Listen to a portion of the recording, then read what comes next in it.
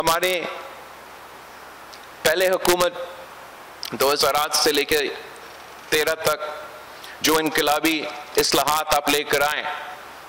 کچھ قوتوں کے لیے وہ کو پسند نہیں آئے،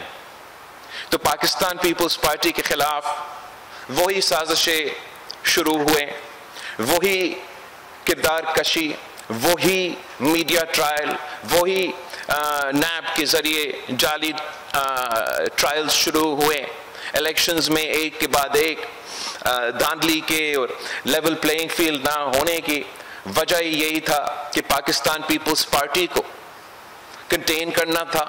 پاکستان پیپلز پارٹی کو محدود رکھنا تھا، اور پاکستان پیپلز پارٹی کو شہید ذوالفقار علی بھٹو کی سوچ کو، شہید محترمہ بینظیر بھٹو کی سوچ کو، ان کے منشور کو، ان کے نظریہ کو جتنا دور اسلام آباد سے رکھا جائے، تو انہوں نے یہ سمجھا کہ یہ ملک کے لیے بہتر ہوتا۔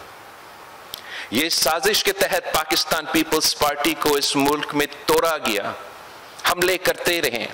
ایک اور جماعت کو جنم دینے کے لیے۔ پی ٹی آئی کو پاکستان کی سیاست میں جگہ دینے کے لیے پاکستان پیپلز پارٹی کو ایک سازش کے تحت، ایک منصوبہ کے تحت، پہلے 2013 کے الیکشنز میں دہشت گرد تنظیموں نے پاکستان پیپلز پارٹی کو کہا تھا کہ آپ کے جو کینڈیڈیٹس ہیں وہ کیمپین نہیں کر سکتے ہیں، اور ساتھ ساتھ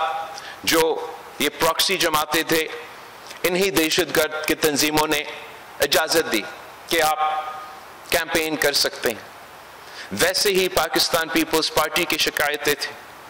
2013 کے، 2018 کے، پچھلے ہر الیکشنز میں پاکستان پیپلز پارٹی کا لیول پلینگ فیلڈ نہ ہونے کا شکایت ہوتا ہے،